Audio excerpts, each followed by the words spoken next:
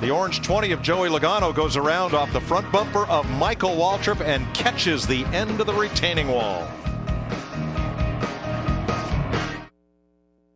43 laps to go puts us in the fuel window, so pit road is a busy place. It looked like everyone fuel only with the exception of Martin Truex Jr. in the 56 car. Pat Tryson went with 2 right side tires. And Travis Kvapil gets 4 tires. He'll be the last car to come off pit road. Darrell, have a look at what happens to Joey Logano here, the orange number 20. Yeah, I just commented that that group back there was closing on this front crowd here in a hurry. I think what happened was Logano got to the 18 car of Kyle Busch, might have had to check up a teeny bit, and when he did, Michael got into the back of him, and man, that could have been a whole lot worse than what it turned out to be. He was headed for the end of that wall. The closing rate is so fast, one pair of cars to another. You're riding with Logano.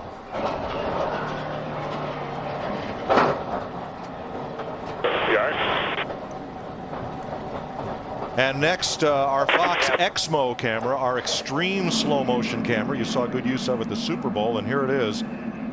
See, what happened was Logano was going to try to drive out from behind Kyle Busch. He started to go to the inside of Kyle Busch, and Michael was laying right up against him. Just that turning out from behind Kyle and Michael pushing him got him around sideways, got the 20 car around sideways, and off the track he went. So pit stops for fuel, and we'll be back to Daytona International Speedway and the Gatorade Duel. Getting ready for the restart, here's Dick Berggren. With Joey Logano, a very disappointed Joey Logano. We think we know what happened. You tell us from your side.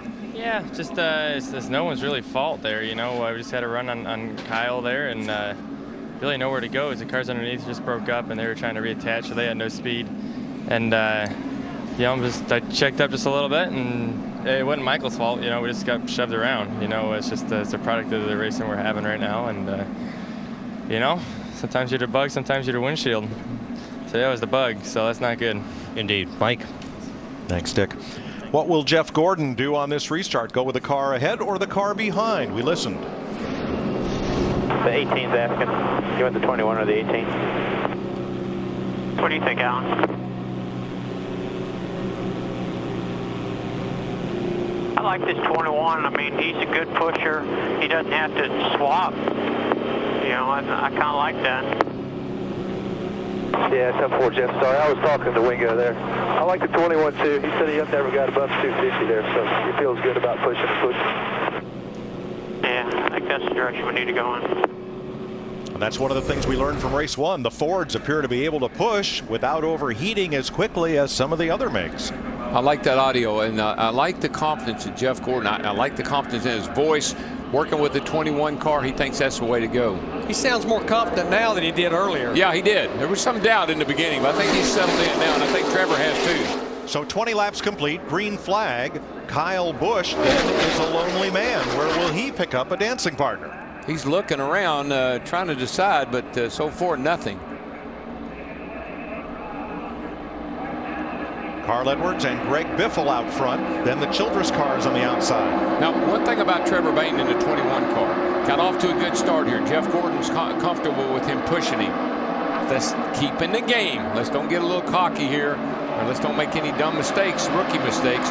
Keep doing what you've been doing. Kyle Busch, that 18, is definitely a sitting duck, looking for his teammate Denny Hamlin, who finally picks him up in that 11 car.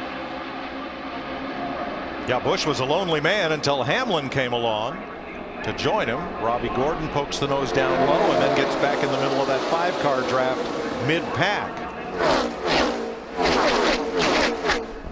Just that swapping around, I mean, you can see it. You don't instantly pick your speed back up.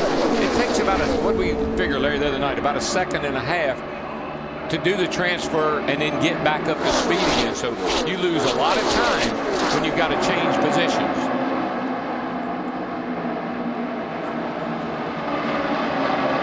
trying to bring Jeff Burton back to the front on the high side, and Trevor Bayne has lost Jeff Gordon, lost touch with the 24. I think Bayne got a little loose getting in that corner because those cars were to his outside, and it loosened him up just a skosh. He had to get out of the gas, but he's right back on it. And that will cost them. They will fall to 7th and 8th place as Rudeman and Waltrip go by.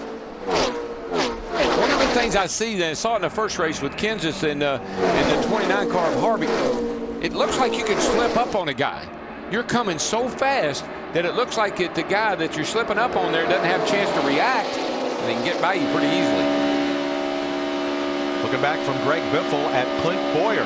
Biffle has teamed up with his Roush Fenway teammate Carl Edwards, and they may lose the lead to this pair of Chevys on the inside. Got to be on the bottom, man. That's one thing I've seen it time and time again. That inside lane really is the fastest. But here comes David Rudeman, and that 0-0 being pushed by his teammate and owner Michael Waltrip in the 15. Got to watch out here with the 21 car. If he happens to have to get up out of the gas at all, they're so close together they'll run over each other. You need a little space if you can afford to, if you can give it up. Matt? Mike, miscommunication between non-teammates on the racetrack and on pit road. Now, Truex thought when he said that we are good that he was going to wait another lap before they made the exchange. Hamlin's spotter Curtis Markham thought they meant, okay, let's make the exchange. That's why the 11 swung out and they started to separate. Then when they had the caution, the 56 thought the 11's team was going to make a tire change due to a possible flat, so they went with the right side tire change. Then the 11 waved it off in the last minute, so they had to work to try to get back together. Strategy, man, and you got to make it on the fly. You don't have time to think about it. You got to make some quick calls here. You got to anticipate on the track, up on the Potter stand, and can I get through here? Is there room? Is there room? Excuse me, pardon me. Here comes Truex. There isn't room, but I'm going to make room. With Hamlin, and up the outside, back come the 99 and 16, Edwards and Biffle. Yeah, they had a good run, a pretty good head of steam coming off for 2 there. And David Rudeman had to get out of the gas, and that just slowed him down that little bit. Jeff Gordon back to the lead, and his wingman doing the pushing, 19-year-old Trevor Bayne. That's why I said we got to pass on the top side, not guard that bottom, because they can unplug us really quick when we're down there. Bayne describing how he lost touch with Jeff Gordon a few laps earlier. But I just believe every lap that Trevor Bayne and that 21's making, his confidence level's just going up more and more and more. But as Darrell said, just be smart, be cool here. Yeah, go to school. Today is school.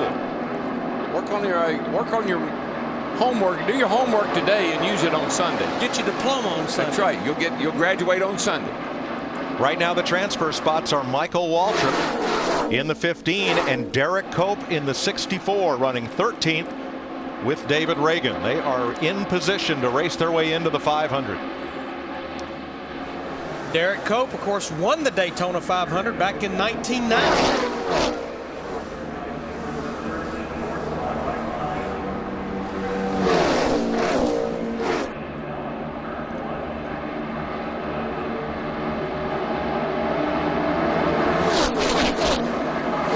Here, that right rear corner.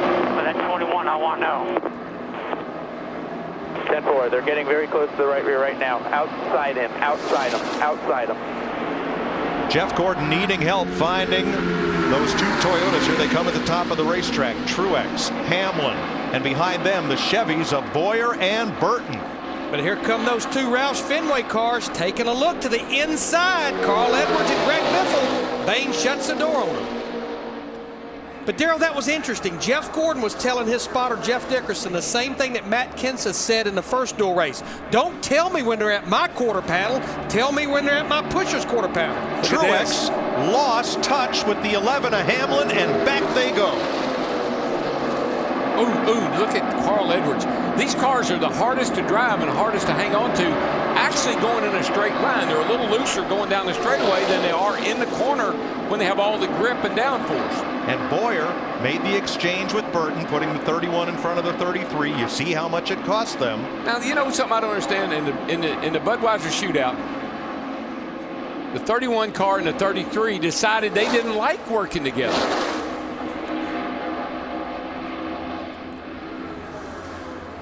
Fords to the front. Edwards and Biffle. This was a little earlier. 99 car is doing some moving around, I'm telling you. Got Biffle right behind him, way out to the right side.